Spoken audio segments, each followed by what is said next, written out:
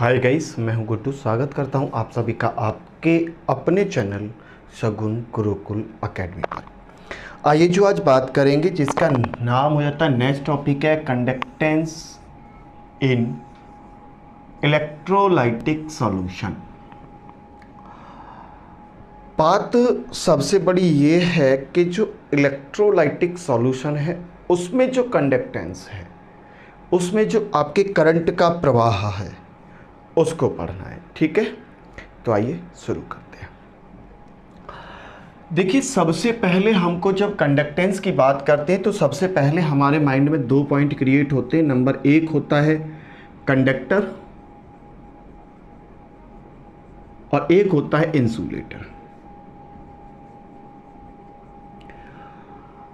अब देखिए, मैं इनकी डेफिनेशन नहीं कराऊंगा, ये सारा कुछ आपको पीडीएफ में और नोट्स में मिल जाएगा। ठीक है, और अगर आपको पीडीएफ और नोट्स चाहिए तो नंबर स्क्रीन पर आपका स्क्रॉल हो रहा है, उस पर आप मुझे हाय हेलो कुछ भी व्हाट्सएप कर सकते हैं। ठीक है, चलिए। तो बात जब भी आती है कंडक्टर की, तो कंडक्टर क्या होता है कि कंडक्टर जो आपके होते हैं ना, वो दो टाइप के होते हैं। नंबर एक होते हैं आपके मेटालिक कंडक्टर और एक होते हैं आपके इलेक्ट्रोलाइटिक। ठीक, एक होते हैं मेटालिक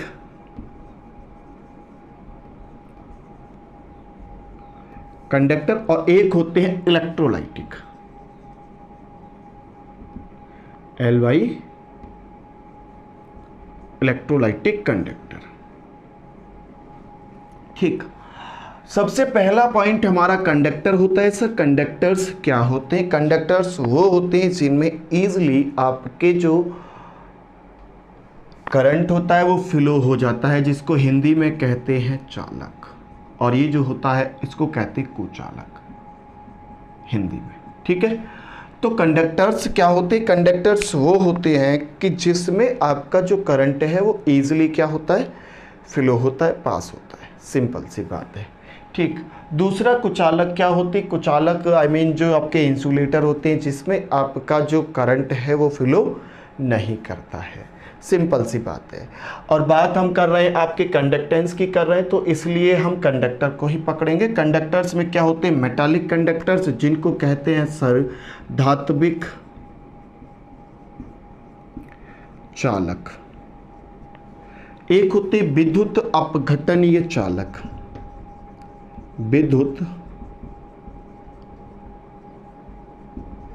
विद्युत अपघटनीय चालक, जिसको इंग्लिश में कहते हैं इलेक्ट्रोलाइटिक कंडक्टर्स।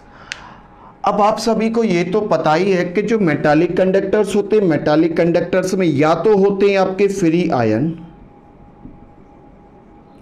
या होते हैं आपके फ्री इलेक्ट्रॉन। सिंपल सी बात है।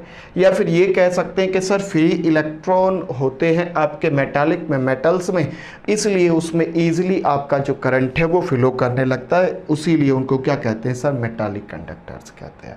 ठीक, सिंपल बात। दूसरी बात आती है आपके किसकी? Electrolytic conductors. तो इलेक्ट्रोलाइटिक कंडक्टर्स भी आपके दो टाइप के होंगे, एक तो होगा स्ट्रॉन्ग और एक होगा आपका वीक। अब सर देखिए, स्ट्रॉन्ग को समझ लीजिए स्ट्रॉन्ग क्या होता है, और वीक को समझ लीजिए वीक क्या होता है।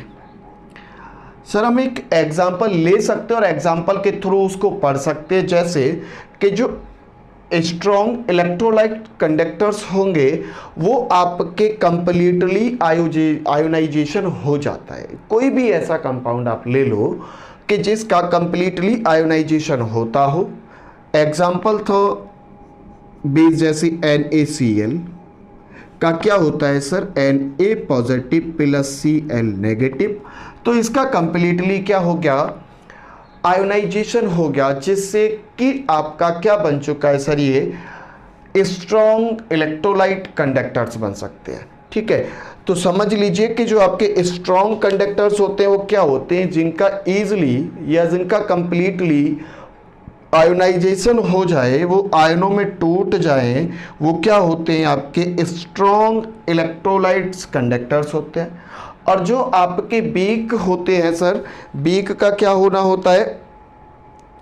बीक आसानी से आपके इलेक्ट्रॉन में नहीं टूटते, मतलब थोड़ा थोड़ा टूटते हैं, थोड़ा सा टूट गए, थोड़ा सा नहीं टूटे, ठीक है। वो कंप्लीटली पानी में आयोनाइजेशन नहीं होता है उनका, ठीक है। और जब आयोनाइजेशन नहीं होता है तो वहाँ पे जो आपका करंट होता है सर, वो करंट आपका बहुत धीरे धीरे से फ्लो करता है। जैसे एग्जाम्पल तौर पे अगर इसका लो HCl H2CO3, जैसे HCl और H2CO3, यहाँ पे तो बहुत सारे हो सकते हैं भाई, HCl भी होता है, H2SO4 भी होता है, ठीक है। ये सारे क्या है, ये इजीली आपके आयनों में बढ़ जाते हैं। जब ये आयनों में बढ़ जाते हैं, टूट जाते हैं, तो इनमें करंट आपका कंप्लीटली फ्लो करने लगता है। जबकि आपके जो वीक इलेक्ट्रोलाइट्स कंडक्टर्स होते हैं वो पानी में या फिर आयनों में नहीं टूट पाते, आयनों में नहीं बढ़ पाते, मतलब उनका आयोनाइजेशन कंप्लीटली नहीं हो पाता है, जिसके कारण से उसमें जो करंट होता है वो कंप्लीटली फ्लो नहीं होता है, ठीक है। यहाँ तक की बात सारी क्लियर है भाई। हमने पढ़ा सबसे पहले किसको, कंडक्टर को और इंसुलेटर को। कंडक्टर क्या होते हैं, कंडक्टर वो होते हैं जिसमें ईजिली करंट फ्लो हो जाए। इंसुलेटर क्या होते हैं, उसमें करंट फ्लो होता ही नहीं है। जो कंडक्टर होते हैं, कंडक्टर दो टाइप में होते हैं। नंबर 1 होता है मेटालिक कंडक्टर, दूसरा होता है आपका इलेक्ट्रोलाइटिक कंडक्टर्स। तो जो मेटालिक कंडक्टर्स होते हैं उनको कहते हैं सर हिंदी में धात्विक चालक, और इलेक्ट्रोलाइटिक कंडक्टर्स को कहते हैं विद्युतीय अपघट्टनीय चालक, ठीक है। तो जो मेटालिक कंडक्टर होते हैं, मेटालिक कंडक्टर में आपको फ्री इलेक्ट्रॉन पाए जाते हैं सर, जिससे उनमें जो करंट होता है वो इजीली क्या करने लगता है, फ्लो करने लगता है, बहने लगता है, ठीक। सेकंड बात क्या है, जो इलेक्ट्रोलाइटिक कंडक्टर्स होते हैं सर जी, वो दो टाइप के होते हैं। नंबर 1 होता है आपका strong electrolytes conductors, and second होता है आपका एक वीक। इसको कहते हैं सर, मजबूत हो सकता है हिंदी में, ठीक है, जो भी आप डालो, या फिर ये कह सकते हैं ये प्रबल होता है, सॉरी, ये होता है प्रबल, और ये होता है आपका कमजोर, मतलब दुर्बल, ठीक है। तो ये होता है प्रबल और ये होता है आपका दुर्बल। तो जो इलेक्ट्रोलाइटिक्स कंडक्टर्स होते हैं वो दो टाइप के हो गए ना, एक तो स्ट्रांग हो गया, एक वीक हो गया। स्ट्रांग कौन से होते हैं, जिनका कंप्लीटली आयोनाइजेशन हो जाए, और जो वीक होते हैं उनका कंप्लीटली आयोनाइजेशन नहीं हो पाता है, जिसके कारण से उसमें करंट फ्लो नहीं करता है, ठीक है। नोट्स में सारे कुछ की डेफिनेशन इसमें लिखी हुई है। अब जो हम बात करेंगे वो बात करेंगे सर ओम्स लॉ की। किसकी बात करेंगे सर, ओम्स लॉ की बात करेंगे, ठीक है। चलिए तो ओम्स लॉ की ओर चलते। भाई ओम लॉ आपने पहले पढ़ रखा है, ठीक है। ओम लॉ पहले आपने पढ़ रखा है, 9th 10th में पढ़ा होगा, ठीक है। 9th 10th में आपने ओम लॉ को कंप्लीटली पढ़ रखा है, ठीक है। तो चलिए ओम लॉ के पास चलते हैं।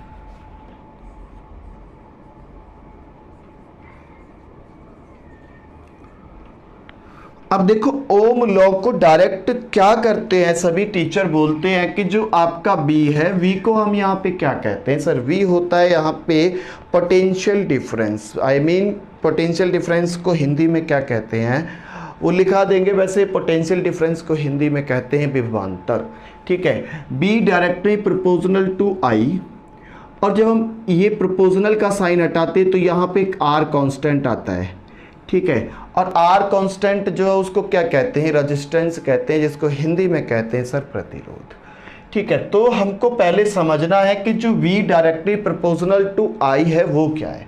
देखिए मैं इसको समझने के लिए यहाँ पे एक B कर ले रहा हूँ, ठीक है। अब उसमें मैंने एक डिवाइडर यूज किया है, और डिवाइडर यूज करने के लिए यहाँ पे मैंने एक पाइप लगाया हुआ है, ठीक है। डिवाइडर के जस्ट नीचे से मैंने एक पाइप लगाया हुआ है। मान लीजिए यहाँ पे पानी जो वो यहाँ पे है, और वो यहाँ पे एक पानी जो आपका का जो लेवल है, अभी फिलहाल में ये जो पाइप है वो बंद है, ठीक है, क्लोज है। अभी यहाँ पे क्या है कि पानी का फ्लो, पानी का जो प्लेन है वो कहाँ पे, यहाँ पे है, ठीक है। तो हम ये कह सकते हैं कि सर ये इतना है, और इसका जो फ्लो पानी का जो प्लेन है वो यहाँ पे है। तो ये तो अंतर बन गया ना भाई। देखिए पानी का प्लेन है तो वो यहाँ पे, मान लीजिए ये तो आपका B1 है और ये B2 है, तो हम उस केस में ये कह सकते हैं कि B1 ग्रेटर देन, B1 ज़्यादा है भाई B2 से। सिंपल सी बात है, कह सकते हैं ना कि B1 ज़्यादा है B2 से। मान रहा हूँ मैं यहाँ पे भाई B1 यहाँ पे है और B2 यहाँ पे है। अब देखिए अगर मैं, यदि मैं जो पानी है उसके फ्लो को खोल देता हूं, जो यहाँ पे ब्लॉक है, जो पाइप बंद है उस पाइप को मैं खोल देता हूं तो वो पानी इधर फ्लो करने लगेगा। सिंपल सी बात है, क्यों? क्योंकि इधर पानी की क्वांटिटी ज़्यादा है, इधर पानी की क्वांटिटी कम है। पहली बात तो ये है। और दूसरी बात यहीं पे एक और समझा दूं कि ये जो अंतर होता है ना सर, भाई ए बीकर मान लीजिए इसको, इसको बी मान लीजिए, दो पार्ट में बट गया। तो ए का जो पार्ट है या फिर ए का जो पानी का प्लेन है वो कहाँ पे है? वो यहाँ पे है। और जो बी का पानी का प्लेन है वो यहाँ पे, दोनों रखे ना हमने। तो इनके बीच का जो अंतर होता है उसको हम क्या कहते हैं सर? बी कहते हैं अर्थात। और बी को हम क्या कहते हैं? पोटेंशियल डिफरेंस कहते हैं। बी को क्या कहते हैं? पोटेंशियल। पोटेंशियल डिफरेंस कहते हैं, जिसको हिंदी में कहते हैं विभवांतर। विभवांतर, ठीक है। विभवों के बीच का अंतर कहा जाता है, विभवांतर कहलाता है, ठीक है। तो इसको कहते हैं सर, बी को कहते हैं जो, वी को क्या कहते हैं? Potential difference. और पोटेंशियल डिफरेंस क्या होता है कि जो B1 और B2 के बीच का जो डिफरेंस है, भाई इसके पानी का प्लेन ऊंचा है, इसके पानी का प्लेन नीचा है, तो इसके बीच में कुछ तो अंतर होगा। जो अंतर होता है, जो डिफरेंस होता है, उसको क्या कहते हैं? हम बी कहते हैं, मतलब कि पोटेंशियल डिफरेंस कहते हैं। सिंपल है बात। अब बात करनी है उसकी कि ये जो पानी है भाई, इधर पानी का लेवल ज़्यादा है, इधर कम है, तो इधर पानी इधर को फ्लो करेगा। भाई जैसे पाइप को हम खोलेंगे तो पानी इधर फ्लो करेगा, क्योंकि पानी यहाँ पे कम है। और वो पानी कब तक फ्लो करेगा, ये बात सोच रही है। तो पानी अब तब तक फ्लो करेगा जब तक वो इक्वल प्लेन पे ना हो। मतलब कि आपका V1 = V2 ना हो, तब तक आपका पानी फ्लो करेगा। सिंपल बात है। अब बात आती है कि यहां से जो पानी निकल रहा है उसका जो प्रेशर है वो क्या है? तो पानी यहां पे ज्यादा है, भाई ज्यादा स्पीड से निकलेगा। अगर और ऊंचा होता तो और स्पीड से निकलता। जैसे जैसे धीरे कम होता चला जाएगा वैसे वैसे क्या होता चला जाएगा? भाई पानी का जो यहाँ से फ्लो है वो धीरा होते चला जाएगा, धीमा होता चला जाएगा, स्लो होता चला जाएगा। सिंपल। और जैसे ही ज़्यादा पानी है इधर और यहाँ पे कम है, भाई इधर से पानी का फ्लो कैसे जाएगा? एकदम फास्ट जाएगा, तेजी से जाएगा। तो हम ये कह सकते हैं कि सर यहाँ से B1 B2 की ओर भाग रहा है ना, तो दोनों एक प्लेन पे आने की बात हो रही है। तो B1 कहाँ पे पहुँच रहा है? B2 की ओर पहुँच रहा है। तो यहाँ पे जो I है, मैं यहाँ पे जो पानी की चाल है, पानी की जो स्पीड है, उसको मैं I से डिनोट कर रहा हूँ। भाई करंट में ले जाएंगे पूरे को, कोई दिक्कत वाली बात नहीं है, ठीक है। सिंपल बात कि जो I से डिनोट कर रहे हैं और यहाँ पे इसको किससे डिनोट कर रहे हैं? B से, मतलब कि अंतर जो है उसको, भाई अंतर ही तो खत्म होगा। भाई B1 बराबर हो जाएगा B2 के, तो अंतर यहाँ से खत्म हो जाएगा और I यहाँ पे बिल्कुल भी नहीं चलने वाला, ठीक है। तो उसी बात को बताई हुई है यहाँ पे कि जब तक अंतर रहेगा, देखिए इसको क्या कहते हैं? भाई इसको कहते हैं, देखिए ये जो बना हुआ है, ये B1 बड़ा था B2 से, अब इक्वल होगा तब तक बहेगा पानी जब तक ये इक्वल नहीं होगा। तो एक और आप यहाँ पे इक्वेशन बना सकते हो कि अगर B2 बड़ा है तो B2 - B1 = B, यही तो कहेंगे। भाई बड़ा है ना, सिंपल सी बात है। तो बड़ा हो गया तो निकल के आ गया ना, कौन निकल के आ गया? आपका पोटेंशियल डिफरेंस निकल के आ गया। कि जब तक पोटेंशियल डिफरेंस रहेगा, सिंपल बात है, जब तक पोटेंशियल डिफरेंस रहेगा जब तक आपका करंट फ्लो करेगा। पहली बात तो ये है। अब वो करंट फ्लो कैसे करेगा वो बात देख रही है कि सर जितना ज्यादा पोटेंशियल डिफरेंस होगा इतना ज्यादा आपका क्या करेगा? करंट फ्लो करेगा। भाई जितना ज्यादा पानी का लेवल होगा उतना ज्यादा पानी यहां से तेजी से जाएगा। सिंपल बात है। नेक्स्ट, उसी बात को हमने यहां पे डेराइव किया है कि जो V है वो डायरेक्टली प्रोपोर्शनल है टू I के। भाई जो B है वो डायरेक्टली प्रोपोर्शनल है किसके सर? I के। अब उसी R को I को डिनोट करने के लिए हम एक और बात लगा सकते हैं कि जो हम 9th 10th में जो हमने पढ़ा है, किसको? आपका जो ओम का नियम है, तो उसका एक डायग्राम होता था कि जो ये A है और एक B है, इन दोनों के बीच में, सिरे के बीच में भैया क्या हो रही है? बिजली प्रवाह हो रही है, ठीक है। ये लो, छोटा बड़ा हो गया क्या? चलिए इसी को सीधा ले जाते हैं वहां पे, ठीक है। अब ए बी के साथ में क्या हो रहा है सर जी? एक बिजली प्रवाह कर रही है, बिजली वहां से भाग रही है, तो यहां पे लगाया हमने बैटरी, जहां से वो बिजली इसको जा रही है, ठीक है। ये हो गया पॉजिटिव चार्ज और ये हो गया आपका नेगेटिव चार्ज। हमने यहाँ पे बैटरी को लगा दिया है। अब उसके बाद में जो आपका ए है वहां से और एक जो बी है उन दोनों के बीच में हमने क्या लगाया, एक वोल्टामीटर लगा दिया है। ठीक है, क्या लगा दिया, एक वोल्टामीटर लगा दिया है। उसके बाद में हमने यहाँ पे क्या लगाया हुआ, एम्पियर मीटर लगाया हुआ है, एक एम्पियर मीटर लगाया हुआ कि एम्पियर बताएगा, यहाँ पे तो बताएगा कि कितना करंट बह रहा है, और यहाँ पे बताएगा कि जो यहाँ पे एम्पियर है मतलब जो यहाँ पे आपकी करंट है जो आई है वो किस स्पीड से जा रही है। सिंपल बात है। और उसके बाद में हमने लगाया हुआ यहाँ पे एक क्या लगाया हुआ सर जी, एक वॉल्यूम लगाया हुआ, मतलब वॉल्यूम से क्या कर रहे हैं, जिसको लिखते हैं हम आर एच। और आर एच को क्या कह सकते हैं, इसको सर जी मैनेज भी कहते हैं। ठीक है, वैसे इसको रेस्टोर्ड कहते हैं। क्या कहते हैं, रेस्टोर्ड कहते हैं। रेस्टोर्ड कहते हैं सर कि जितना ज़्यादा हम इसको घुमाएंगे उतना ज़्यादा करंट यहाँ से फ्लो होगा। सिंपल बात है। ठीक है, अब ये जो एम्पियर है, एम्पियर में करंट बह रहा है तो करंट से हम आई से डिनोट करते हैं। ठीक है, अब जैसे ही हमने इसको खोला भाई, जितना ज़्यादा घुमाया हमने इसको उतना ही करंट बढ़ने लगा। तो करंट बढ़ा, अगर ऐसे करंट जा रही है तो सिंपल सी बात है कि ये जो आपका एम्पियर मीटर है ये बढ़ गया।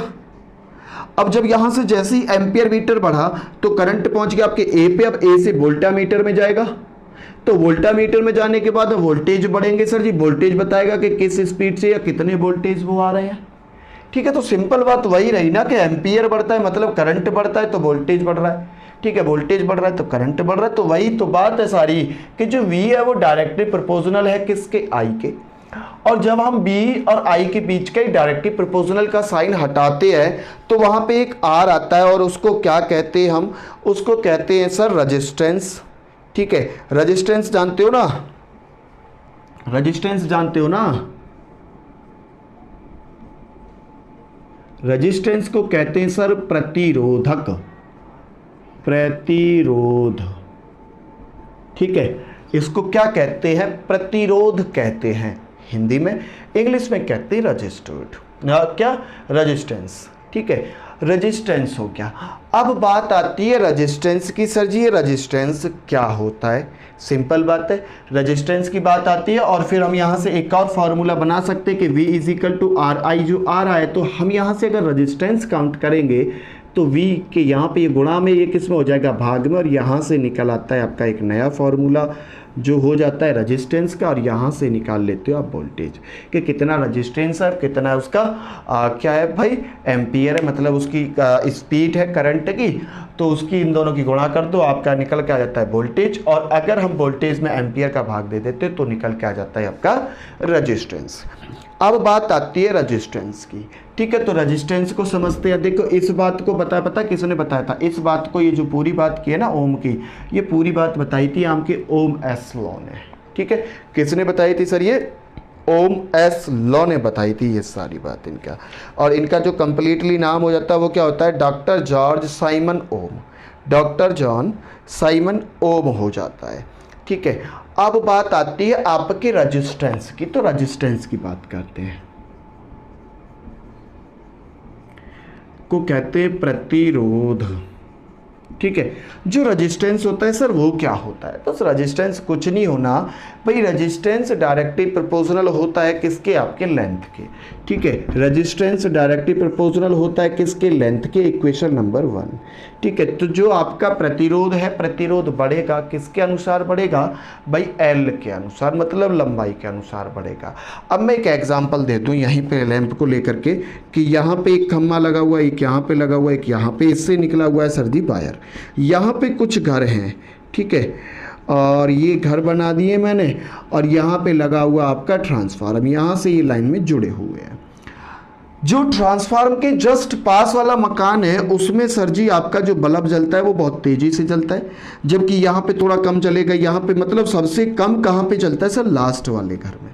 अब वो क्यों जलता है, वो जलता इसलिए कम है, पहले देखते थे हम तो हमको पता नहीं था उसके बारे में कि ऐसा होता क्यों है।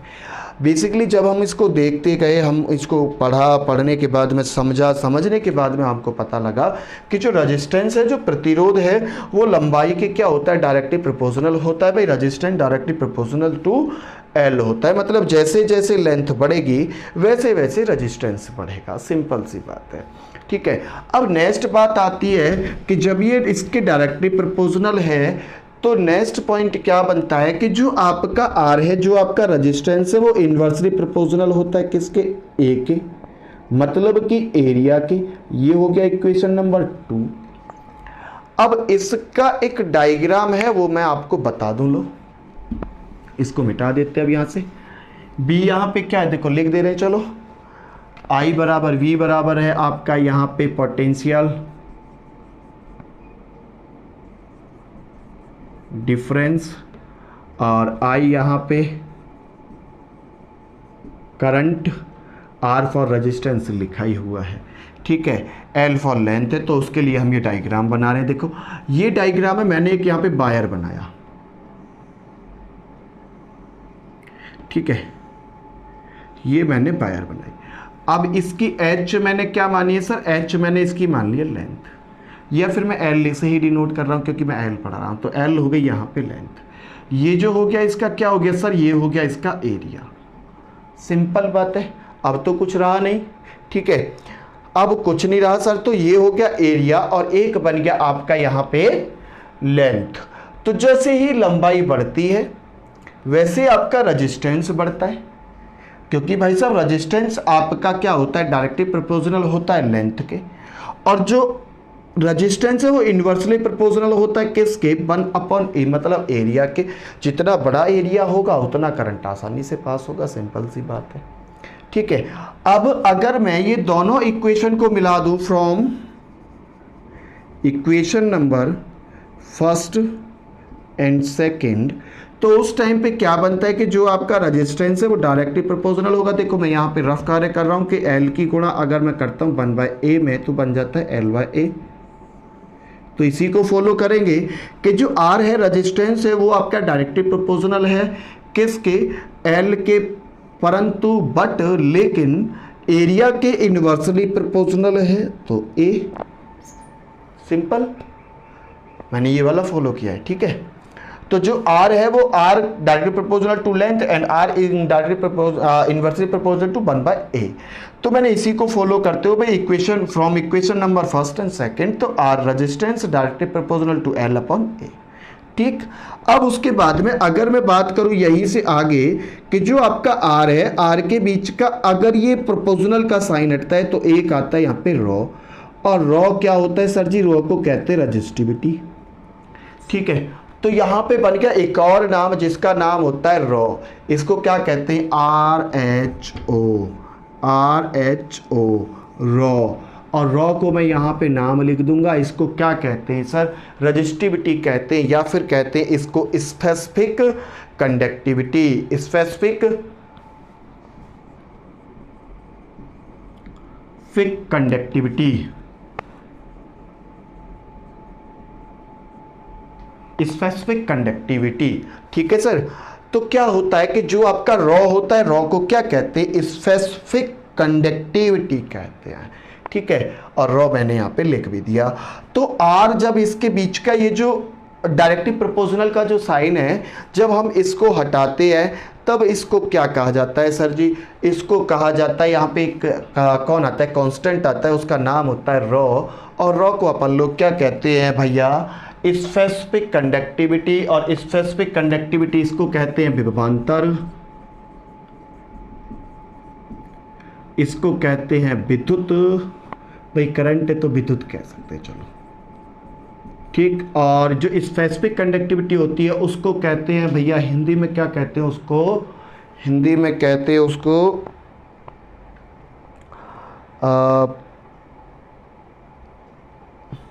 विशिष्ट प्रतिरोध। क्या कहते हैं, विशिष्ट प्रतिरोध,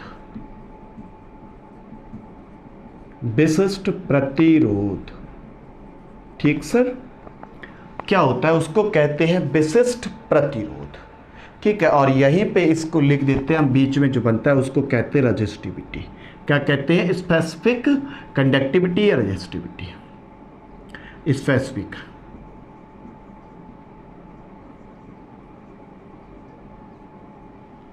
स्पेसिफिक कंडक्टिविटी कहते हैं, ठीक है, सिंपल है मेरे भाई।